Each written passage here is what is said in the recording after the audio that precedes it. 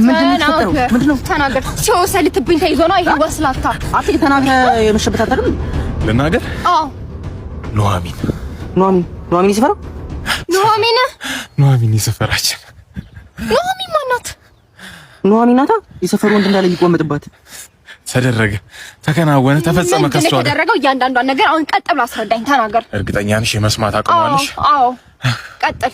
ልክ በወለጋ ቂቤ የታሸ ይመስለው ጉንጯ፣ እንደ ጉራጌ ክትፎ ቅልት ያለው ከንፈሯ፣ ጭስ ደረቷ ልክ በጎጃም ጤፍ እንደተጋገረ እንጀራ አይን አለው። ና ከዛ ምን አለው? ቂቤ ጠጣ ክትፎ በእንጀራ አግኝተ ስልቅ ጠኗ። ተረጋጊ።